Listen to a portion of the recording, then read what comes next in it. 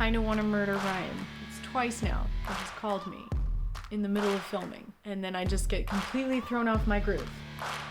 You're off my groove, man! Searching for greatness in a sea of the dying and shameless.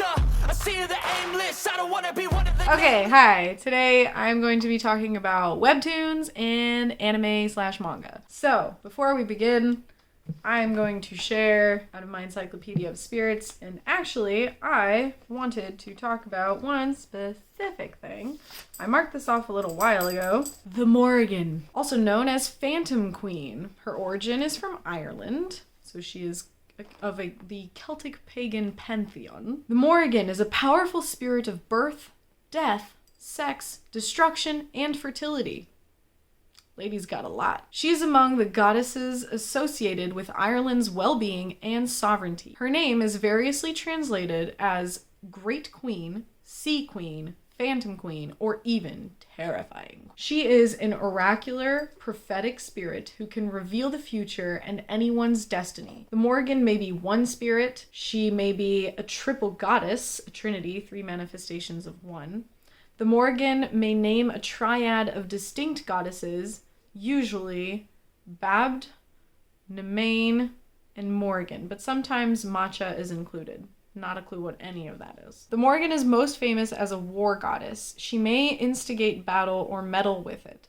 The concept of minding her own business does not exist. Battle is her business. The Morrigan is also renowned for giving sound battle advice. She advises the Dagda on how to deal with Fomeranes. I'm sure that's probably some part of lore, history, mythology, whatever. The Morrigan determines war's outcome, bestowing victory to whichever army or warrior she favors, but she has a reputation for being capricious. Her favors can never be taken for granted. Her frenzied war fury unnerves armies.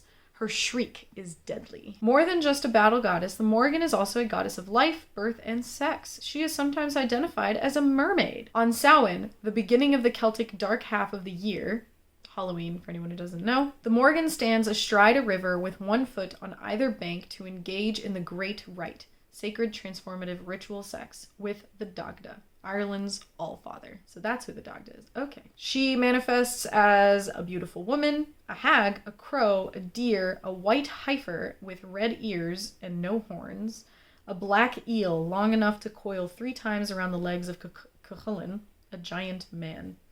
Yeah, I do remember reading the myth where Morrigan gave her favor to Cuchulainn. Her favorite birds, corvids, crows, ravens, all that. Creatures. The Morrigan owns a herd of enchanted magical cattle. Dude, cows are a big thing. Her favorite color is red, or her color is red. And her day is Samhain, the night of October 31st and November 1st. And yeah, that's the Morrigan. She is force to be reckoned with. Okay, I realize that I haven't even justified my appearance. I look like shit because it is Sunday morning and I did not feel like getting dressed or putting makeup on. My hair is also, it needs to get washed, but I do that at night, so I look like crap and I don't care because I wanted to do this video. And you know, the great thing is I have these wonderful glasses that reflect all the light and I have that giant window behind me, so y'all can barely even see my eyes and how crappy they look.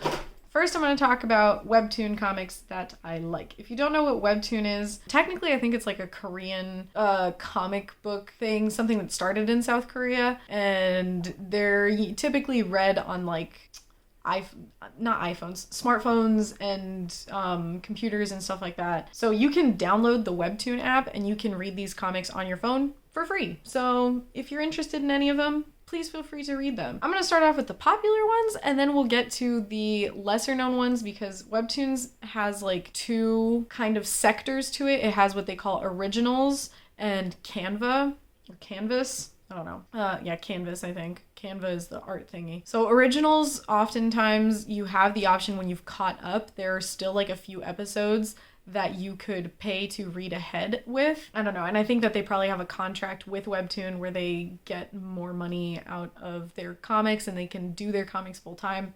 Whereas Canvas is where smaller comic artists who have not yet gained a lot of popularity or whatever, like they don't have the paying option, like the pay ahead for But they still have beautiful work, and they have Patreons most of the time, so if you want to support them, go right ahead. All right, we will start with, this is like an order of like which ones I read most recently. I will also say, I tend to tell people that I'm not a big romance reader, which is true, but for some reason, the majority of the comics that I read are romance, and I think that it has to probably do with the fact that I do enjoy romance when it's in like a comic book form, just because comic books tend to move pretty quickly, so I don't have to linger on the long descriptions of how much they love each other. I just kind of see it. So the first one is called My Gently Raised Beast.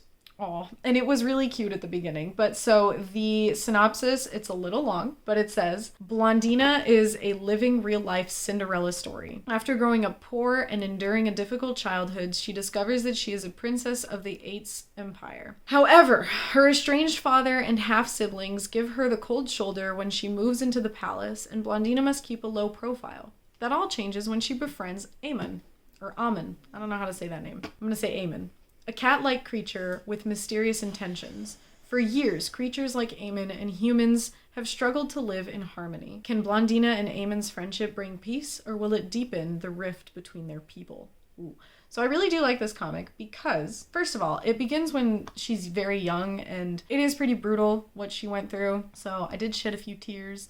And the friendship and relationship that she develops with Eamon is so cute. So what I will say is that there is like a royalty, a monarchy, and it's, you know, humans. And then there's also what they call divine beasts, which are these cat people. They can go from a human form to a kind of like puma type of appearance. And the divine beasts are quite destructive, and there's been really tough relationships between the humans and the divine beasts. There's been a lot of wars, and there's this history of a possible, they call him the descendant of Barahan or something like that.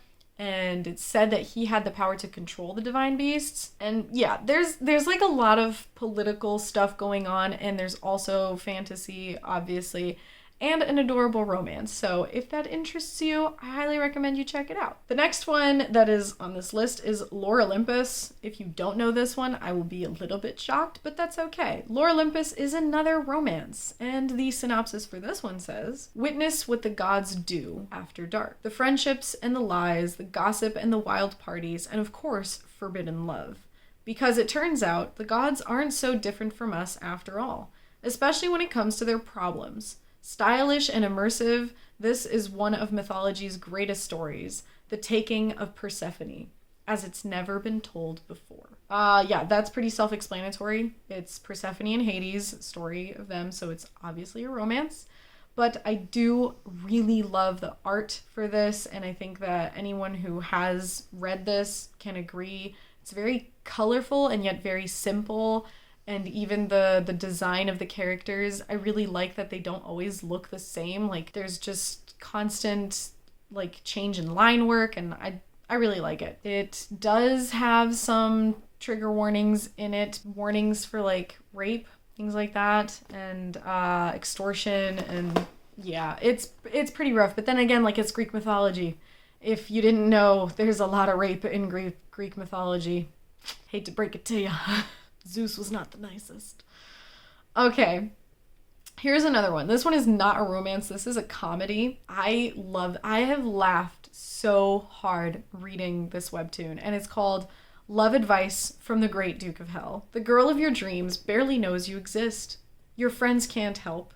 Your family is clueless. So where do you turn for love advice? Who can provide you with that essential assistance for the lovelorn? If you're average everyday teenager Paul, you summon a powerful demon from the deep in the recesses of hell, and frankly, hope for the best. It is so good. I love this webtoon so much. It has such a like very serious, almost macabre type of art styling that's so dark and gloomy, and the colors are just kind of like the browns and the beige and black and all that. And yet, the humor is so good. It's just so fucking good. I really recommend it if you want giggles. And it goes so far. Like, it just starts off with Paul, who finds a book and he figures out how to, like, use magic. He summons a demon from hell and he's like, yeah, I just want help getting this girl. And then it turns into such a shit show where there's like demon hunters, and the girl that he was in love with ends up being someone that he had no idea was gonna be that. And even the demon ends up being like, what the fuck did I get pulled into? Like, this was supposed to be easy. It's so good. I really highly recommend it. And there are a lot of episodes. It has 128, so you have plenty to read. All right, now I'm going to talk about one that I like, but I'm starting to kind of lose respect for it, I guess. It's called Let's Play. It is another romance. She's young, single, and about to achieve her dream of creating incredible video games. But then life throws her a 1-2 punch. A popular streamer gives her first game a scathing review. Even worse, she finds out that same troublesome critic is now her new neighbor. A funny, sexy, and all too real story about gaming, memes, and social anxiety. Come for the plot, stay for the doggo. It is very cute, and I really did love reading about it at first, especially reading about Sam, our main character, who she's very adorable and she's very sweet and she has great friends. I really do love how the author draws emotions and how much that impacts the people and their decisions, and the progression that's been going on, I have been liking. The only criticism I have, and I know this is going to sound really annoying and really bad, but the creator takes a lot of breaks, and I get it. Life gets in the way. People have things that they need to deal with, but she takes a lot of breaks, and then seasons can be really short. Like season 3 recently came out and it ended already, and I'm like, it came out not that long ago, while other webtoons that I read keep going for a lot longer. My point is that I'm like, I'm really liking this, but I'm annoyed at how long I have to wait sometimes for it to come back. And on top of that, some of the things I have to do, like the art in itself, I don't think is my favorite. And the only part that actually seems like the illustrator is actually drawing are the characters. The rest, like backgrounds, seem like a generated background, like something where you take a stock picture and you just put make it into a comic art style filter type of thing. Which I understand, honestly, I get that some people may not have the capacity to draw all of that stuff, and it takes a lot of time, and if I were to create something like this, I wouldn't be able to, I can't fucking draw. But sometimes it just feels a little easy, and with the artist on top of that taking breaks, it just bothers me a little bit. But whatever, I do still like it, and I do recommend it if you're someone who enjoys video games and that whole atmosphere. I'm gonna do one last romance one before I get into the 2 others that are not romance. Again, I read a lot of romance, holy shit. It's called Down to Earth. Cade lives his average life alone and undisturbed until a cute alien girl crashes into his backyard. By opening up his home, will this otherworldly girl inadvertently open up his heart? It's really cute, I love it. I love the art, it's so soft. It's so soft. Right now where it's at, so it is season 2, it has 109 episodes. It has a very strong story to it, and especially when it comes to dealing with the pain of past relationships and how that impacts people, which is funny because it's just an alien girl who crashes on Earth and is just trying to figure out how to be human, and it's so cute, and the people that help her are so nice, and in general, it's just a very happy, positive webtoon. And I really love the characters in it, their style. It's all kind of alternative style, which I enjoy because it's not focused on the fact that they have an alternative style, but rather that it's just who they are and they live a life like everyone else. Okay, now let's get into ones that are not romance because I do read other ones. Before I get to my absolute favorite webtoon, I'm going to talk about one that I recently discovered called School Bus Graveyard. It is a thriller and I love it. Ashlyn is a loner in a high school with no friends, but when a fateful visit to a haunted house causes her and her classmates to see monsters at night, she'll be forced to forge bonds to survive. So I started this not long ago. It only has 48 episodes, and I think, it was a season finale. It was a season finale, so it will be coming back, but wow, do I like it a lot. I'm very curious about what's happening. I genuinely think that a character just died, and I'm like, what the hell? I was not expecting it to be this high stakes, but I really like it. I like it a lot. I'm a big fan of friendship groups teamwork. When it's well done, when it's like they work together, but they also have their squabbles and there's a certain dynamic that works, this one has it. And I'm so curious about what the fuck is happening. So basically, these kids went to a haunted house and somehow it affected them. Now, every time they fall asleep, they enter this kind of shadow realm and there are these shadow monster things that attack them. And if they get hurt, it won't present itself in real life when they wake up, but they will feel it. They'll still like feel a sting where they got hurt. So it can technically affect them. I'm just so curious what it is, like what happened at that haunted house, and is it just are they in the shadow realm? Like what is it? So yeah, I'm very interested in that one. Okay, and my very absolute favorite webtoon currently is called Lseed. It is amazing. It is an action webtoon. Jiwoo is a kind-hearted young man who harnesses the lightning-quick reflexes of a cat to secretly make the world a better place. One saved little child or foster pet at a time. Kaden is a secret agent on the run who finds himself stuck in the body of a decidedly fat old fluffy cat.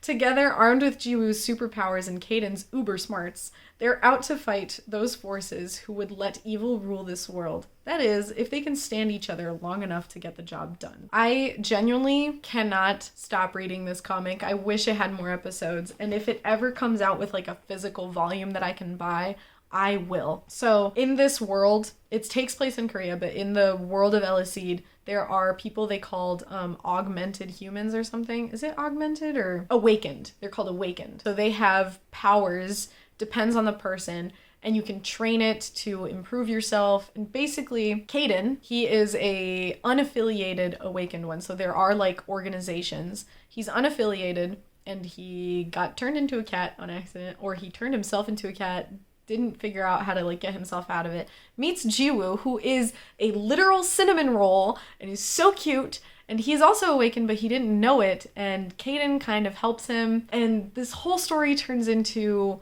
a lot of action and battle, but also really cute friendships and teamwork and cats. It's so cute. I love it. I highly recommend it if you want a good comic. Okay, now I'm gonna like quickly mention, listen, this is taking me a long time. I'm quickly gonna mention the Canva comics that I enjoy. I'm only gonna mention a few of them because other ones I have saved here, but I don't think they're like amazing. So I'm only really gonna mention two of them because these are two that I've read for a little while and I really do enjoy them quite a bit. The first one is called Everwake, and it is a fantasy action. It's very steampunky. When a fateful encounter brings AV Fate and Zevrik Sky together, they don't expect their search for answers to lead them down a darkening rabbit hole that will have them questioning everything they thought they knew about their lives and the world around them. So I would describe Everwake as basically both Avi and Zevrix don't really know a lot about themselves, and they have things that happen to their bodies that affect them in a way and they don't know where it came from, and it's kind of a mystery. They're trying to figure out what happened to them. And there's also this looming threat of this demon woman thing that's hunting them, I guess. It's pretty convoluted in a lot of stuff, and I do think that it could work a little bit more on fleshing out what the story is, but it is kind of progressively improving as you keep reading. So I really do recommend it. Also, the art is beautiful, and there's this adorable little like fox thing that turns into a giant fox. It's adorable. It's great. Okay, and then the last one I'll talk about, because I do have to mention the anime manga stuff I said I was going to talk about. So the last webtoon comic that I will mention is at Nomen, which I discovered this one, and I am so in love with the art for this. I'm not entirely sure what the actual story of it is quite yet. I think that's still trying to figure itself out. Even the characters, like they do have a feel to them, but they can also spend some time being developed a little bit more. But the art on this comic is gorgeous. It is a romance fantasy. And it says, trapped in a betrothal to a cruel man and a religion that hates her kind, Lena goes searching for an angel and finds salvation in the arms of a monster. So the art on this is black and white, but it's so well done. Like the textures, you can literally feel the textures from it. And I'm still kind of seeing where it's going, but it's pretty clear that the main thing is she does not want to be enslaved, or she does not want to marry essentially this Christian Pope man who's very gross, and just there's a big, huge criticism on Christianity reading this, which is probably one of the things that attracts me the most to this comic. But it's very good, and I do highly recommend it. And again, Webtoon has so many comics. I just recommend that you download the app and check it out. Scroll through, find some stuff that you might like. I hope that you'll check out the ones that I recommended, or that I at least mentioned, and let me know if you like them. If you have already read them, let me know, because listen, I am a big fan of this stuff. I spent so much time talking about Webtoon that I'm not going to be able to talk a whole lot about anime and manga. So really it's more of like a quick little announcement at the end here for 3 things. 1, I have been reading Chainsaw Man. If you don't know that, I think I posted it on Instagram mostly. I might have mentioned it here in like the wrap up or something. But yes, I have been reading Chainsaw Man. There are 11 volumes to it currently, and the anime is officially coming out on October like 28th or something. So Ryan and I are super excited to watch it.